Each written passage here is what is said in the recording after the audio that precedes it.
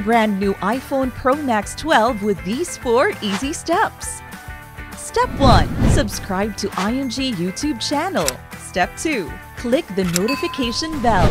Step 3.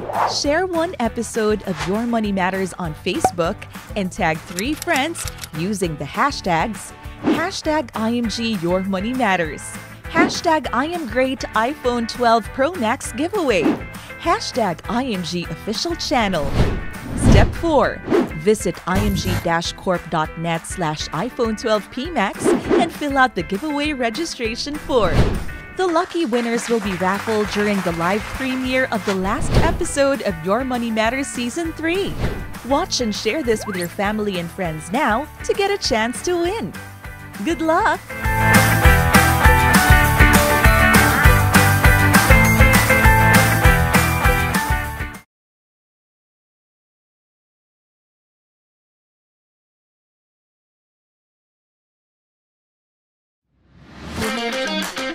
Your money matters. That's why we have this show. In this season, we've put together the best financial experts in the country to teach you all you need to know so you can grow your wealth, fulfill your dreams, and make an impact in the world. Hi everybody! Welcome to Your Money Matters! I'm your host, Risa Singson Kaupeng. Build a second income. Don't rely on what you have right now. Understand, recognize, accept that we need to upgrade our financial strategy. If you're not adaptive and you're not flexible, then whether there's pandemic or not, you'll really have difficulty. Prosperity begins in the mind before it goes to your pocket. The intersection between passion, potential, and peso. If you can combine those 3 elements, I think you will be in the right track. Join us every week as we learn and apply money strategies to prosper your life. New episodes stream every Wednesday, 8 p.m. Philippine time.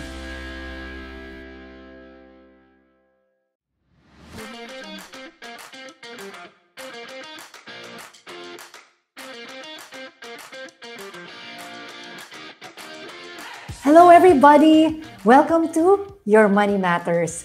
I'm your host, Risa Singson Kaupeng in Manila.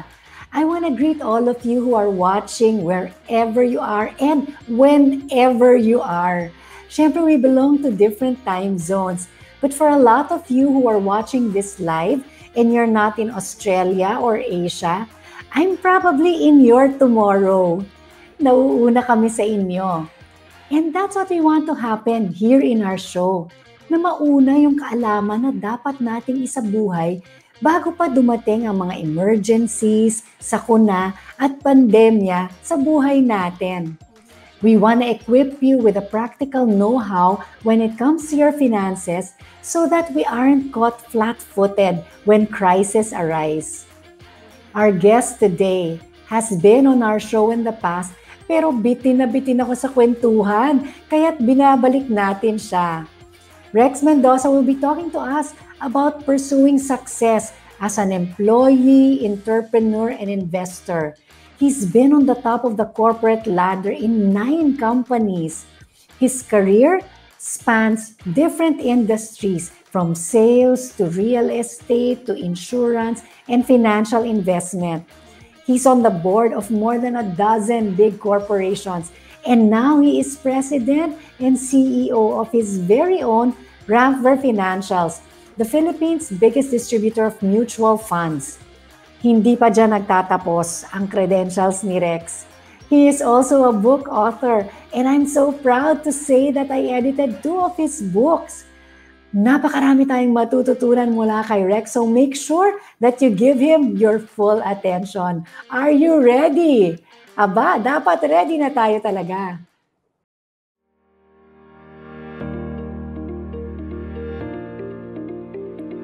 What is the current inflation rate in the Philippines? A. 2.5%. B. 4.1%. C. 5.5%. D. 6.2%. And the answer is B. 4.1%. As of June 2021, the inflation rate in the Philippines is 4.1%. Ibig sabihin, kung mas maliit sa 4.1% ang interest o kita ng pera mo, lumiliit ang halaga ng ipon mo sa haba ng panahon.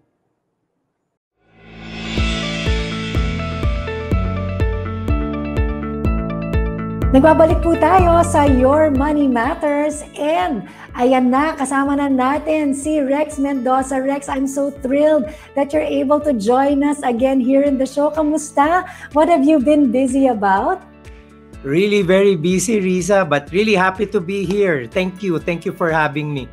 Pero alam mo, itong pandemic na to, parang mas mahaba yung work. People expect you not to have travel time, so they just put schedules one after the other. It can be tiring, but again, better to have it this way than doing nothing at all, hindi ba? Ay, totoo. Lalo na sa pandemyang ito, talagang doon natin na-realize na grateful tayo para sa trabaho. Diba? Basta may trabaho, thank you, Lord. Diba? Tama. Yes. Grateful talaga. I'm gonna start asking you. Ang dami-dami kong mga tanong pa nung last time pero yay, now we have you one-on-one. You've been called as the money multiplier. Ang sarap naman nun, di ba? Na multiply mo yung pera mo. What does it take to do that? You know, how can you start being a money multiplier if you're an employee?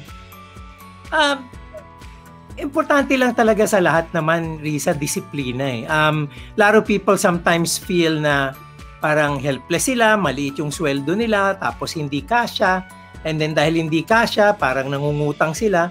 Again, it all starts with a perspective. I feel that there are a lot of people na minsan hindi lang nila tinitingnan. May pera silang pangluho, pero tinitipid nila minsan yung pangangailangan nila. Ang totoo doon, everyone has the chance to set aside money to invest. Hindi na nga natin magiging excuse ngayon . Dati nung panahon ko, to invest in stocks, to invest in funds, milyon-milyon dapat pera mo. Ngayon, 50 pesos, 1,000 pesos, pwedeng nang mag-umpisa . So, hindi na excuse yan. So, how do you become a money multiplier? By making money work for you. If money doesn't work for you, then you will have to work every day of your life, till the day you die. Pero kung talagang gusto mo, there will come a time that money is already working for you. There will end up to be a time when money is the one working for you. So, pwede kang magpahinga, pwede kang gumawa ng mga bagay-bagay na talagang gusto mo lang because of your passions. Hindi mo na siya kailangan pagkitaan. Kung kikita ka man, okay. Kung hindi, okay pa din kasi passion mo naman yun. Pero you're not doing it for the money because your money is working for you. Hindi mo na siya kailangan na paghirapan kasi naitabi mo na siya to be your employee for yourself. So, umpisa, ikaw muna ang empleyado, then later on, because of your investments, because of other things na pwede mong gawin sa buhay mo, darating ang panahon, yung empleyado mo, yung pera mo na, yung capital mo will be the one, being the provider for you. Yan. Okay, Rex, as I mentioned, I had the privilege of editing 2 of your books. At kaya, alam ko yung kwento mo, yung journey mo in your career and in your in your life from being an employee to an entrepreneur and an investor. So being an employee assures you of a regular salary, and in a way it takes out the uncertainty of where your next paycheck will come from. And lahat naman tayo may pinagmulan, di ba? All of us have to start somewhere. Hindi naman unless nakamana ka ng malaking salapi galing sa mga magulang. Everybody starts somewhere. So of course there are trade-offs as an employee. You've done the pendulum of swinging from employment and retirement, and you've done that a few times. What made you do that? Can you tell us about the trade-offs and the disciplines you learned in corporate life? Well, first of all, Risa, gusto ko masabi dahil na-mention mo yung mga libro ko. Hindi po ako magkakaroon ng mga libro kung walang Riza Caupeng. I will have to tell you that she did all that magic of editing. Hindi po ako magaling magsulat. Minsan, mas confident po ako magsalita. Pero sa pagsusulat po, I needed a Tessa Atienza, I needed a Risa Kaupeng to be able to write those books. But going to those ideas, no, talagang ito maipagmamalaki ko. Like many of you, humble beginnings po ako eh. Sa Sampaloc ako lumaki, Blumentritt Street. Nag-aral po ako sa Loloma, Retiro Street. 'Di ba? Hindi po ako yung Makati boy na iniisip ng marami. Ang parents ko po, both government employees.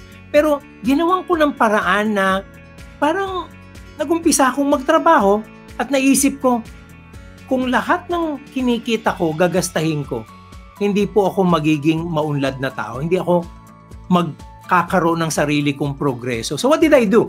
Ininvest ko po yung pera on the side. Natuto agad ako mag-invest. Maaga po ako naging exposed sa stocks, sa fixed income instruments, naging magaling po ako. Pero ang importante, yung pagtatabi ko constantly. In fact, sa isa pong talk ni Randall Chongson, ni-reveal niya yun eh. Presidente na nga ako ng Pilam Asset Management. Risa, maniniwala ka ba? Nagbabaon pa ako eh.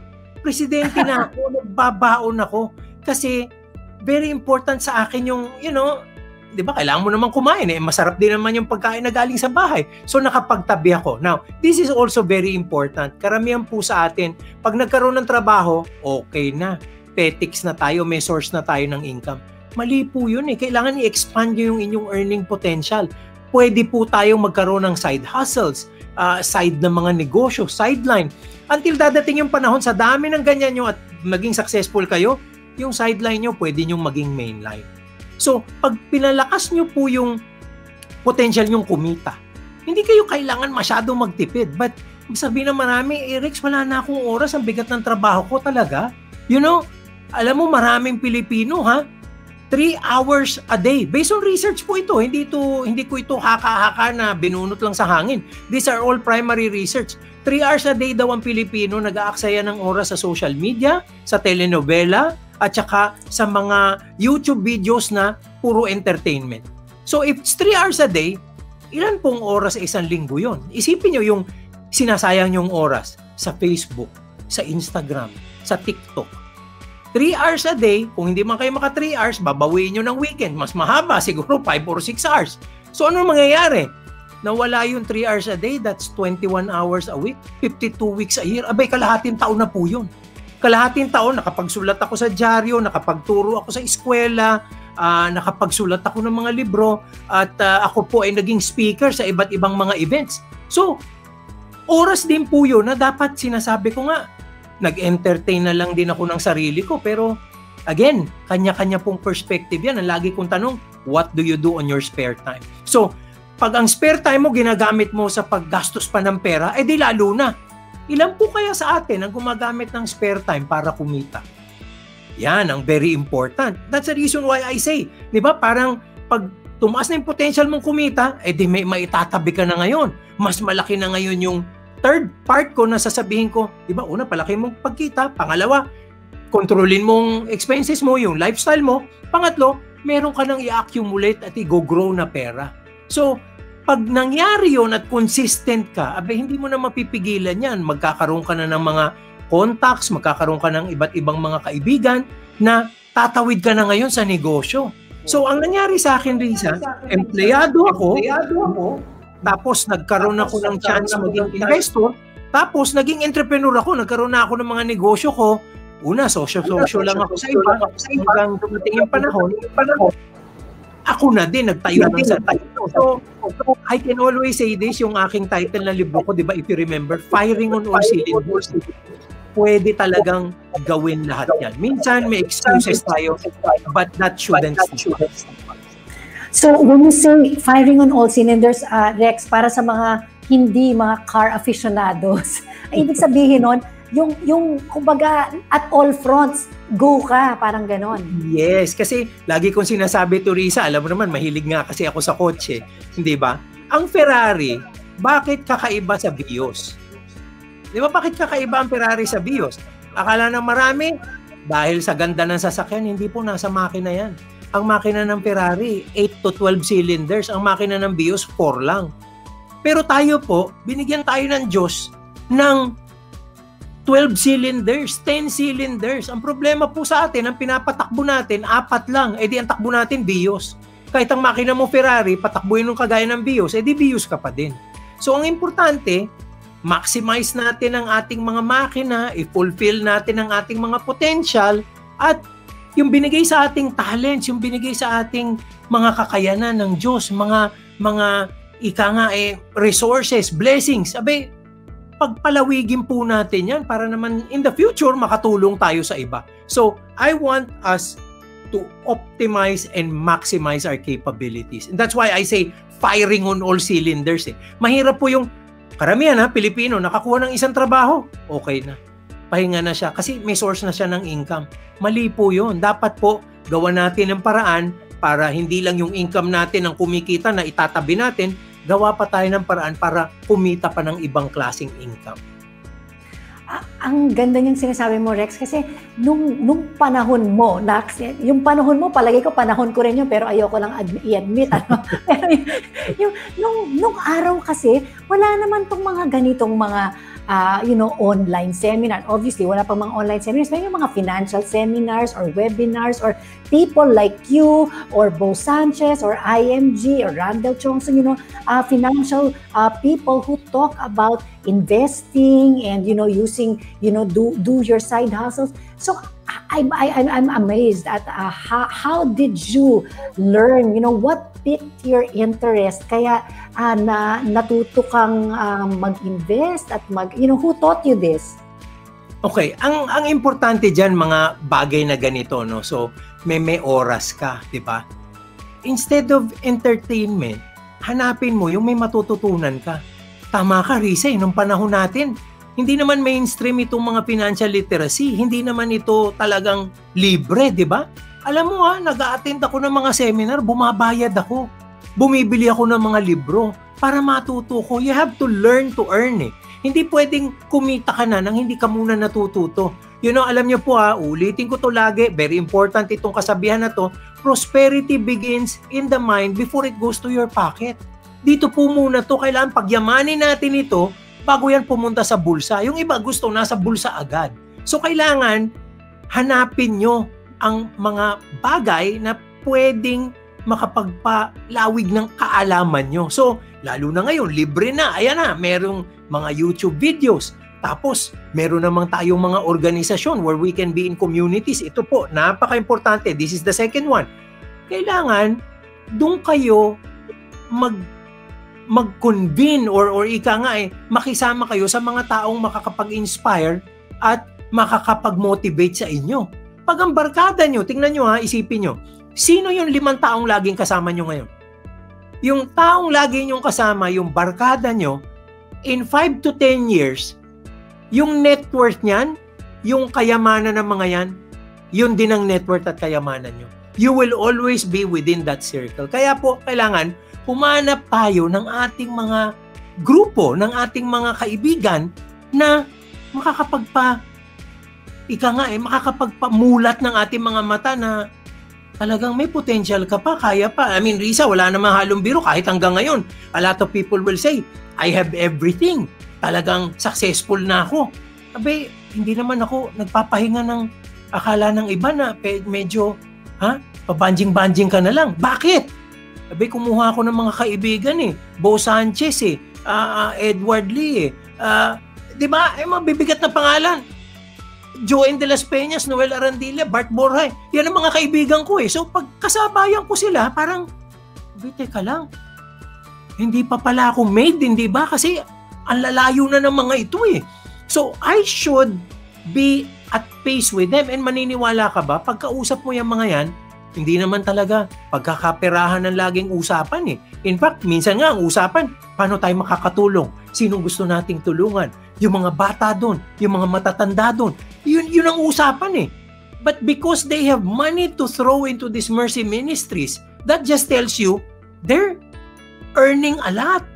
So parang iniisip ko, teka lang, di ba dapat ako din? So ang lumalabas po, yung potential natin, talagang hahanapin natin yan at mararating natin yan by mirroring what others are doing. Kasi pag may potential kayo, tapos yung kasama nyo, pulpul din, tambay din. Abi, di ba syempre, you're not gonna change the picture, ganun din kayo. Pero, pag ang kasama mo talagang mga masisigasig, masisipag, abi, mapipilitan ka to, ika nga dig deep into your own talent to be able to match up with them, hindi ba? So, kailangan po ganun Hanapin natin ang mga bagay na turo sa atin ang mga kaalaman tungkol sa pagpapa-improve ng ating pagkakaperahan at saka sa ating pagyaman. Pangalawa, palibutan natin ang ating mga sarili ng tamang mga kaibigan. Baka po mali ang mga kaibigan nyo, di ba? Importante po yung dalawang bagay na yan. Grabe, Rex. Kaya pala daming gusto maging kaibigan mo. Pero yan ang napansin ko, Rex, sa mga mayayaman. Kayo ang sisipag ninyo. Kaya nandun yung disiplina, nandun yung discipline, not just to invest. Yung sinabi mo kanina na kahit na nung bata ka pa, yung regular, monthly na nag-invest at nag-iipon. So, kasama pala yan sa mga, sa pagiging mayaman. Sabi ko sa inyo, napakaganda ng usapan pag si Rex Mendoza ang kasama. Babalik po tayo, mag-break lang po tayo for a commercial. Tapos magbabalik po ang Your Money Matters.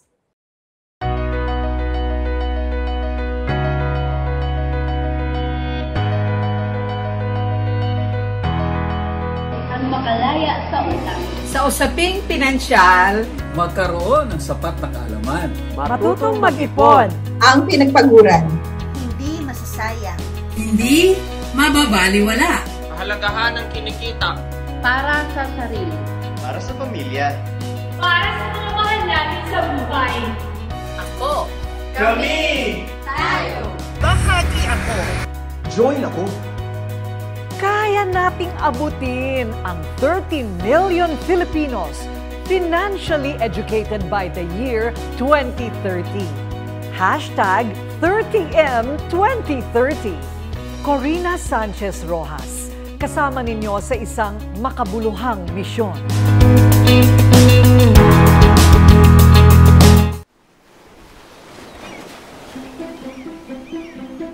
Someday, you will get older, slower, grayer, but also wiser, calmer, and freer than ever. At Kaiser, we help you prepare for those years ahead, so you can keep doing what you love with the people that matter the most.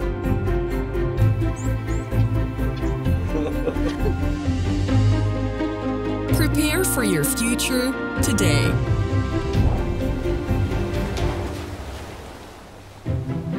Kaiser International Health Group, the first name in healthcare. Okay, nagbabalik po tayo sa Your Money Matters at ang sarap po ng kwentuhan natin dito with Rex. Rex, you've been called one of the most empowering thought leaders in the field of finance and investment. Ano yung mga, you mentioned some of them already kanina, pero ano yung mga empowerment in our attitudes and habits as Filipinos that we need to have para kumbaga yung mga financial ducks natin are all in a row. Kumbaga. Napaka-importante talaga niyan, Risa, kasi nga sabi nga natin, 'di ba? Kung anong nasa isip mo, 'yun ang mangyayari sa buhay mo eh. Your perspectives, what you focus on, yan ang magiging realidad mo. So para dun sa mga tao na iniisip nila ang bigat ng buhay, ang hirap ng buhay, yan ang mangyayari sa'yo dahil ganun mo kinukulayan ng buhay mo eh. But if you're filling your life with a lot of optimism, if you're filling your life with, the right kind of mindsets, bawat araw nagiging opportunity to learn and grow. Can you just imagine, sabi ko sa marami, huwag po tayo makipag-competition sa isa't isa.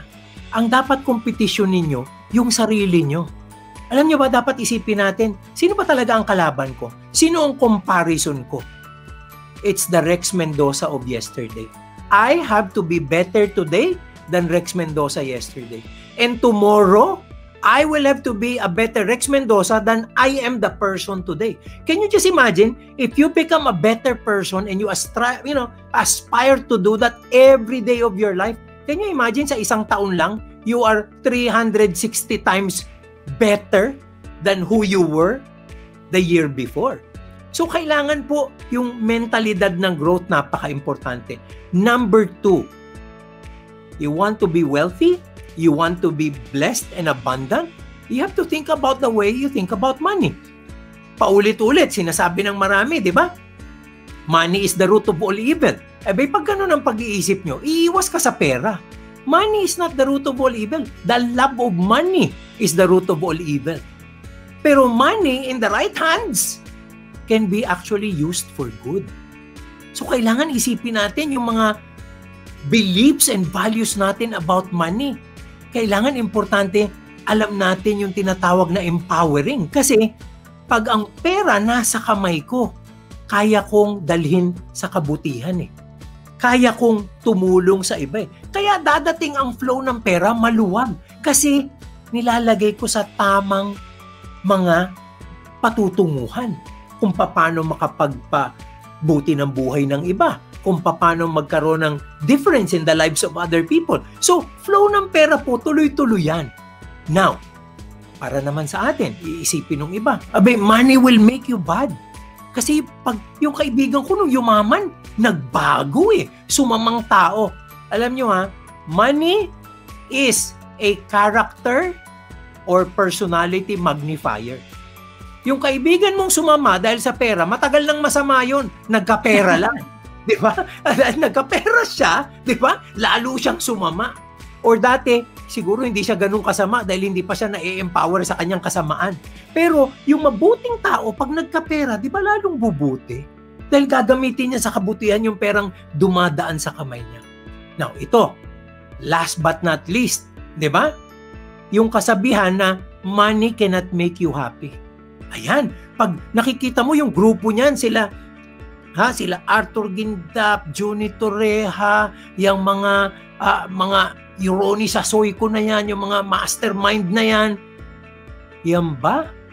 Kailangan isipin nila na ang pera hindi magpapasaya sa kanila? Alam mo ako, derechahan akong magsalita. Minsan it's tough, it's hard, but it's true. Pag sinabihan ako, Rex, easy ka lang money cannot make you happy. Alam mo, sagot kong biglaan dyan, Risa? Why? Being poor will? Pag humirap ba ako, yayaman ako. Di ba? Mali eh. So, hindi nagigets ng tao ito. Ang kayamanan at ang kasiyahan, happiness and wealth, they don't go together. Pwede kang mayaman na malungkot. Pwede kang mayaman na masaya. Pwede kang mahirap na masaya. Pwede kang mahirap na malungkot. Ang tanong, anong gusto mo? Di ba? Mas magandang maging mayaman na masaya. Hindi ba? Kasi you will have all the choices in your life. But I don't think being poor will make you happy. Kasi pag sinasabi nyo yung mayaman, hindi masaya, hindi kayo yayaman. Kasi iiwasan nyo yun eh. Dahil sa utak nyo, hindi sila masaya. Eto hulihin natin ang sarili natin. Naglalakad tayo sa kalye. Biglang nakita mo, pula, Ferrari, humarurot, boom! Di ba? Anong iniisip mo? Ang yabang naman ng taong yun. Ang yabang. Siguro pangit yun. Ganun ang iniisip mo, di ba? So ano nangyayari? Sa kaloob-looban mo, naiinggit ka. Ayaw mo lang aminin. Naiinggit ka eh. Pero, alam mo ba? Nag-decide ka na kagad na ganun. What if? What if?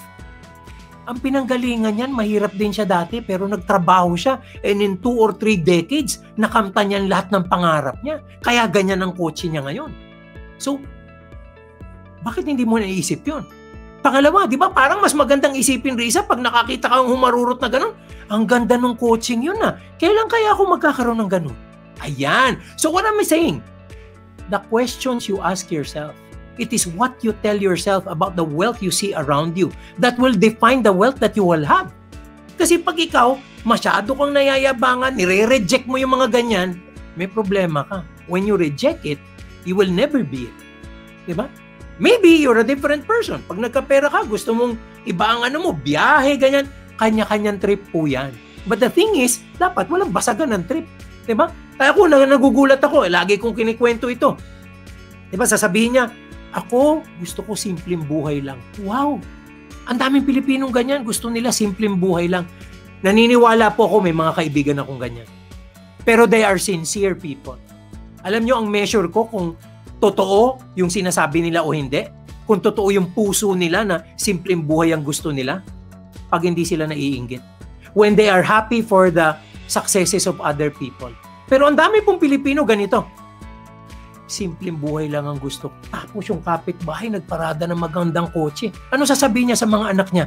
Mga anak, palagay ko yung kapitbahay natin, drug pusher yan. Drug pusher. Di ba? Di ba?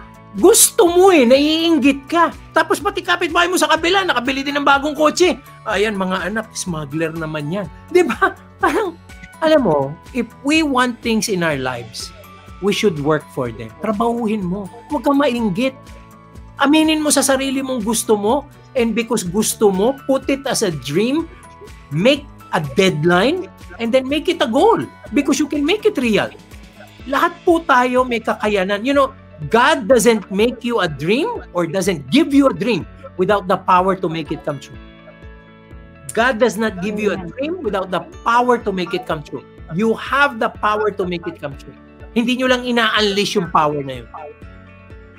Wonderful. Talagang wealth talaga has to start. Actually, anything that we do, anything that we want to become, it really starts here in the mind. Even with our faith, it starts in our minds. Okay, moving on, Rex, I know that you're a fan of mutual funds. And, distributing them is a large chunk of your business. I remember riding with you and your wife, Anna, on the way to a wedding reception. And you were telling me na yung stock market investments mo doesn't outperform your stocks. Ikaw na yan, Rex Mendoza na yan, na nakakaintindi ng stocks at kung paano mag-invest nun. So, paano pa yung mga ordinaryong mga nilalang kagaya namin? So, is this still your experience? Is this experience still true in this present economy na nag-outperform pa rin ng mutual funds, yung stocks? Siguro, Risa, it's because of my situation. Kasi, di ba, dumating na yung panahon na marami akong ibang bagay na mas gustong gawin. Siguro nung mas bata-bata ako, mas concentrated ako dun sa portfolio ko. So, mas napabantayan ko siya, mas talagang ina-analyze ko siya, pati yung mga research, binabasa ko. So, talagang nabibigyan ko siya ng panahon. But as I grew older right now, di ba? Mas enjoy ako dito sa ginagawa natin ngayon. You know, nag-uusap tayong ganito, we're making a difference to others. Alam mo naman kami nila, Brother Bo, we almost like speak on a daily basis. So, hindi ko na siya nabibigyan ng masusing, pag-analyze, pag-research. Kasi nga, ang dami na nating ginagawang ibang bagay. Can you just imagine? I'm a director now of about 19 companies. Yung directorships ko pa lang, ubus na oras mo. And then I also manage Rampver. I also, kahit papano, I'm in a ownership parang position in about 12 other companies. So, hating-hati na yung oras ko. Palagay ko, mas magaling na yung mga fund manager sa akin. Kasi always remember this, pag naglagay tayo ng pera sa mutual fund, di ba? Yung nagmamanage nun, full-time job eh. Ang sweldo nila, ang oras nila, nakatutok sa market. Wala silang gagawin than to create value for you. Samantalang ikaw, kung mag-invest ka directly in stocks, I'm not going against that. As I've said, I still do. I still have my own stock portfolio. Ang experience ko lang nga ngayon, napapabayaan ko siya dahil, for example, kanina, meron akong event kaninang umaga, 'di ba? Alas 10. Nagbukas yung market ng 9:30. Di ba umaakyat na yung market?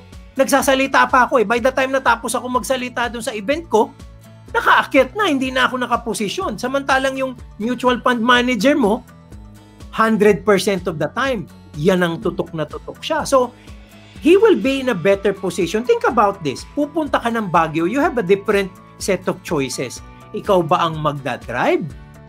Diba? Ikaw ba ang, gusto mo bang kumonsumo ng sarili mong gasolina, sarili mong kotse?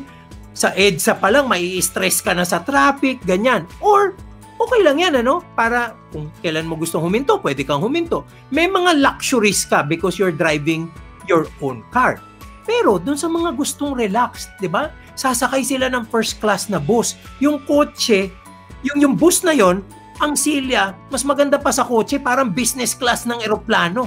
Diba? Tapos very professional yung driver, ilang libong beses nang nakarating ng Baguio. So, kampante sila, matutulog sila, relax sila, pagising nila, nasa Baguio na sila. Ganun ang mutual fund. Sama-sama kayo, meron kayong fund manager, meron kayong fund, at nakakarating kayo in your own shared objectives, and it's done by someone who probably will do it better than you. Kasi trabaho nga niya yun. And I will tell you this, yes, may fees yan. Siyempre, babayad ka ng pantustos dun sa fund management. Parang sumakay ka nga ng bus, siyempre, babayad ka. Pero, siyempre, there's no such thing as a free lunch. Then you get the service also. You also get the performance. Kasi sila nga, tutok eh. Can you just imagine, ngayon, tingnan mo yung Soldibo funds from January. Tingnan mo yung movement, yung Atram Alpha Opportunity from January. Talo nun yung market. Kung sa index ka lang nakalagay, tatalunin ka nun.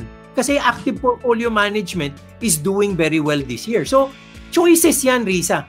You can actually have a choice to do it yourself. You can have a choice to have fund managers do it for you. Alam mong ginagawa ko, best of both worlds. Ginagawa ko pareho, tapos nagbe-benchmark ako.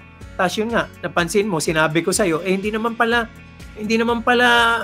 mas maganda yung performance ko than the fund managers. Di mabuti pa, palakihin ko na lang yung bigay ko doon. Konti na lang yung iiwan ko sa akin. Para naman, syempre, pag chismis naman, ayoko nang nahuhuli ako, di ba? Yung bagay pa din yung, uy, kumita ka ba dito? Pag wala akong ganun, parang lugi naman ako sa chismis, di ba? So, meron din akong ganun, panlaro.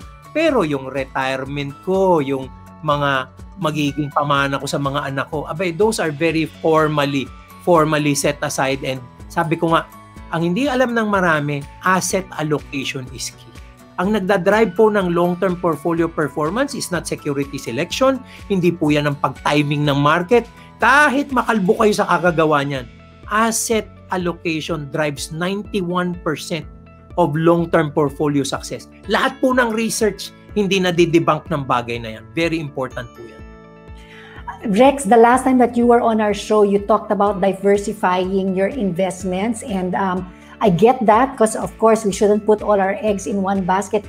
But can you tell us, when do we start to diversify? You know, you're talking about, kahit na sa mutual funds pa lang marami ng iba't ibang mga klaseng mutual funds. So ako, as you said, I would like to be the one na nakaupo sa bus kesa sa ako yung nagmamaneho. So I'm really pang mutual funds ako siguro, no?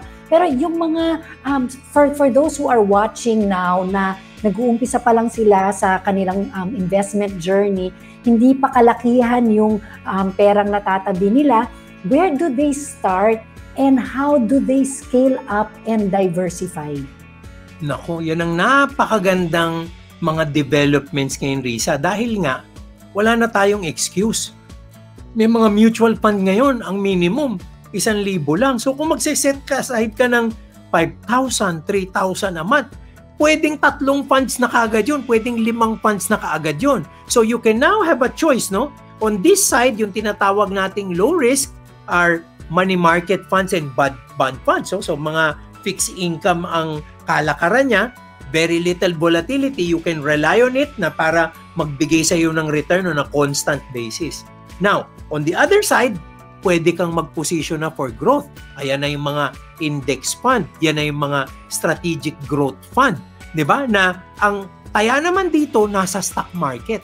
Pero hindi na ikaw ang mamimili ng stocks, sila na yung mamimili para sa iyo. Now, ang pinakamaganda ngayon, Risa, as low as 1,000, pwede ka pa ngayong gumawa ng tinatawag nating diversification on what we call geographical or thematic investments. Ano ibig sabihin ng geographical? Kumuha ka yung 1,000 mo, ilagay mo sa local stocks. So, Philippine Strategic Growth Fund or Philippine Index Fund. Pero, pag may 1,000 ka pa, pwede kang kumuha sa Asia portfolio. May mga funds tayo na ganun Sa IMG, alam na alam nila yan. Merong meron pang multi-asset na diversified fund. Cuts across Asia, the US, Europe, even gold, at even mga iba't ibang investments like currency. Kasi, di ba, in dollars yung iba. So, sobrang diversified ka na, hindi lang in the Philippines, but internationally. Tapos sa gitna, meron ka pang tinatawag na balance fund, yung kalahati naka-fixed, yung kalahati nasa equity. So, if you're going to be looking at dito sa salansan nating ito, no, can you imagine, sa IMG, they can actually have access to over 60 funds across all the fund managers in the country. So, alam mo, hindi ka na kailangan pumunta sa ibang mga kumpanya to study it. No, they can actually have a particular ecosystem where all of these funds are already available. So talagang ang importante na lang, you have to sit back, analyze yourself. Kasi pinaka-importante dito, hindi yung fund eh. Ikaw, analyze mo yung sarili mo, anong risk appetite mo, gano'n mo katagal pwedeng itenga yung pera at i-invest. And most importantly, ang tanong dito, Risa, is, para saan ba yan? Hindi pwedeng mag-invest ka dahil gusto mo lang kumita ng pera eh. Kailangan tanungin mo sarili mo, para saan ba ito? Pag-aaral ng anak ko? Sa retirement ko? Or ito ba ay para sa future business ko? Based on your goal, dun din tatapat yung bagay na mutual fund sa iyo eh. So ulitin ko ha, risk appetite, time horizon, at saka yung goals. Most importantly, the goals. Itong tatlong to ang magdadrive ng pipiliin mong mutual fund. Ayan. Yan, ang dami nating natutunan kay Rex. Hindi pa siya tapos ha, magbabalik po tayo pagkatapos lang po ng ilang paalala. Love comes in many forms.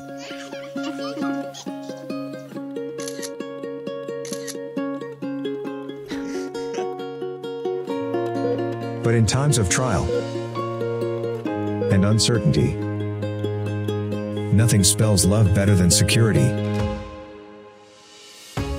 peace of mind, and hope for the future. For over 50 years, we have helped people express this four-letter word, so you can face life head-on and savor every moment it brings.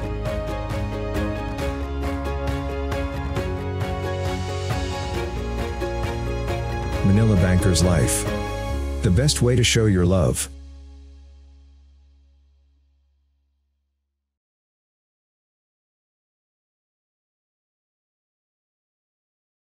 Kaiser Medical Center provides a wide array of diagnostic and medical care services, ranging from immediate quality medical care to consultation to individuals and companies all over the Philippines.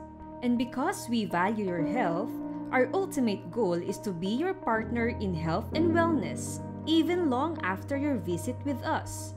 Kaiser Medical Center is a diagnostic clinic equipped with highly committed and experienced professionals willing to provide you with excellent healthcare service, focused on health and wellness at all times.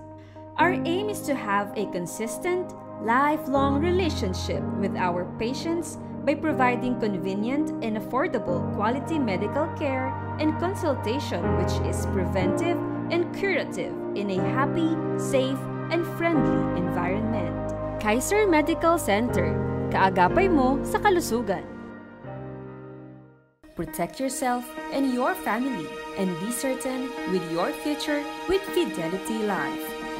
It has been a long time dedicated partner of IMG that provides life insurance benefit exclusively to its members to meet the risk protection needs.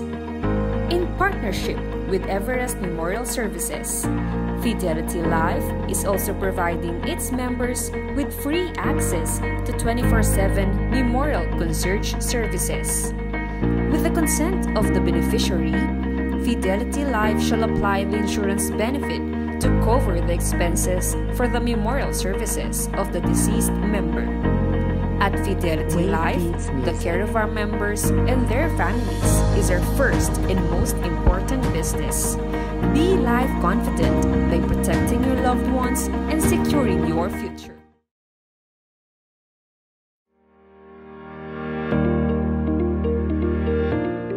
Okay, nagbabalik po tayo sa Your Money Matters at nandito na po tayo sa portion na Ask the Experts. At ito, Rex, meron tayong katanungan galing kay Dominic. He's 40 years old at CEO at presidente ng sarili niyang kumpanya. Ang tanong niya, how can I maintain or improve our company without incurring debts or loans, especially during this pandemic? How and when can I say that this business is really for me and that this career is God's plan for me? Well, ang dami pong metrics para malaman yan, ano? Number one, do you think you're really making a difference? Alam nyo, ang negosyo, hindi lang talaga metric niyan ay kumikita ka ng pera. Are you getting fulfillment being able to serve others? Kasi po talagang ang ano ng isang negosyo is how you serve people. I always say this, ang inyong kita, laging magiging direct function yan. Sigun yan sa serbisyo nyo sa tao. Kung ang serbisyo nyo sa tao valuable, hindi nyo kailangan maghabol ng pera. Darating at darating yan. So that's, again, one of the measures. Paano naman natin sasabihin, mapapalago natin ito without borrowing money? Alam nyo, itong kailangan maintindihan at ma-appreciate ng Filipino investors, Filipino business people. Kitang-kita ko to because I have been exposed to many, Risa. Ang dami kong nakasama na mga negosyante. Nagge-generalize ako, pero kadalasan, pag Pilipino, negosyo, kumita, ginagasta agad Part of the earnings, gagastahin kagad. So, ang nangyayari, hindi nagbi-build up ng capital. Pansinin mo, yung mga Chinese investor, yung mga Chinese businessman, pag maliit pa yung negosyo, halos walang kinukuha sa kahe. Ang kinukuha, pangkain lang Walang pang luho.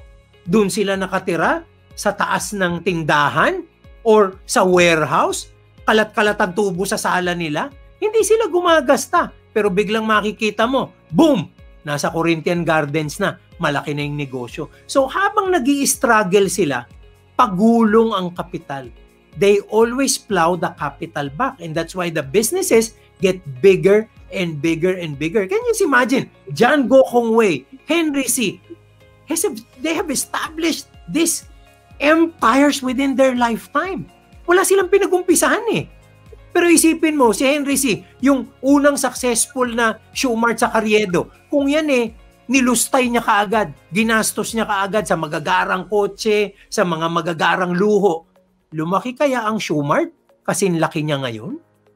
Ganun So think about how you plow back capital. Isa yan sa napaka-importanting bagay dyan. And third, and also important, also let your employees join you in your mindset. Join you in your objective. Alam nyo, dapat ang ating mga empleyado, maramdaman din nila yung purpose at mission natin. Kasi kung ikaw lang, mabibigatan ka dyan. A company that will grow will have talent that grows with it. Na dapat, ang pakiramdam ng mga empleyado, naku, may vision si boss Yung vision at mission ni boss talagang, swak na swak din ako doon. Sasamahan ko siya hanggang dulo. Sasamahan ko siya hanggang saan makarating ito. Minsan po, hindi natin naibabahagi ang mga yan sa ating mga tao. Kaya nangyayari, pagod tayo kasi hindi sila masyadong nakataya sa ating mga negosyo. So kailangan kasama nyo. Remember, yung mga tao natin, yung talent, that's the most important asset in any organization. So, kung hindi nyo na-leverage ang inyong talent, may problema kayo. In fact, the biggest leverage for the growth of business would be those two things. Leverage in terms of capital and then leverage in terms of talent. Pag yan po na pagsabay nyo, sigurado ko, lalaki ang negosyo nyo. Rex, this has been such an inspiring, enlightening, empowering episode. Thank you so much for your time. Your book, your second book, actually, how many? Dalawa ang libro mo, tama, Rex? Yes, oo. Okay, and the second one is Firing on All Cylinders. The first one is Trailblazing Success. Yeah. And both of them are still being sold online and in bookstores. Saan sila pwedeng makakuha ng mga kopya? Ano yan? Feastbooks.com. Just contact po feastbooks.com. Nagde-deliver pa sila ngayon. If you want a digital copy, pwede din. So they can actually service your needs, no? Maganda po yung mga libro dahil first of all, talagang sabi ko nga, alam mo naman Risa, those are kahit papano my life stories, what I have learned in my career. And most importantly, shinare ko dyan pati mga failure ko para hindi nyo na maulit lahat ng mga mali kong ginawa so you can actually move faster. And hanggang ngayon, that is my commitment. Alam nyo, lahat ng proceeds niyan, lahat ng royalty ko as a writer, binabalik ko yan to charity. All that, I get from all of these sales of these books, they go to Anawim, dun po sa ating mga abandoned elderly, and sa He Cares Foundation, dun po sa mga bata na kailangan namin paaralin at arugain. Yun. Tapos Risa, sorry, shameless plug, meron po kaming YouTube channel, Ramper Financials. Hanapin nyo lang po, Rex Mendoza, Ramper Financials. Hopefully, pwede po kayong mag-subscribe, pwede kayong mag-follow para naman po matutunan natin. As I've said, learn to earn. Marami po kayong mapapanood dyan. Parang minsan naman po, bawas-bawasan natin ang ating Netflix. Kailangan paminsan-minsan, Rexflix naman. Alright. Thank you so much, Rex. God bless you. Thank you. It's really a pleasure. Blessings always. Ang katanungan mo ay maaaring katanungan ng karamihan. Kaya't padalhan niyo na kami ng inyong mga katanungan sa yourmoneymatters.ph@gmail.com. One last word from Jeremiah 17 verse 7. Blessed is the man who trusts in the Lord, whose confidence is in Him. Meron tayong kasabihan sa Pilipino, nasa Diyos ang awa, nasa tao ang gawa. Let's put our trust and confidence in our Lord as we do what we need to do and work towards financial freedom. Till our next episode, I'm Risa Singson Kaupeng. I'll see you next week because your money matters.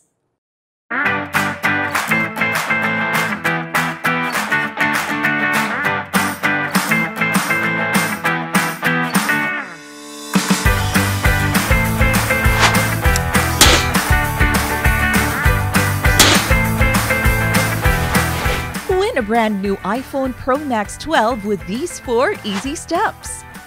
Step 1. Subscribe to IMG YouTube channel. Step 2. Click the notification bell. Step 3.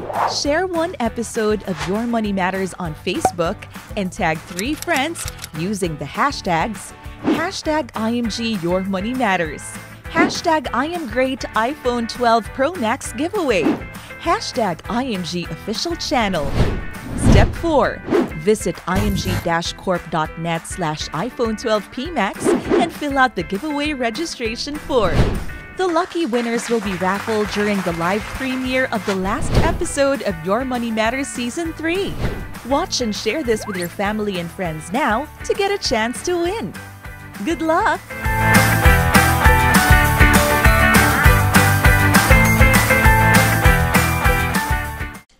We would like to thank our sponsors. Learn the secret to saving and building your future. Become your own financial educator through IMG, International Marketing Group, your total financial solution. May Kaiser para sa'yo, kahit maputi na ang buhok mo. Kaiser International Health Group, the first name in healthcare. Seguridad ng buhay at proteksyon para sa mga minamahal. Manila Bankers Life Insurance Corporation, the best way to show your love. Nangungunang kaagapay mo sa kalusugan. Kaiser Medical Center, your partner in health and wellness.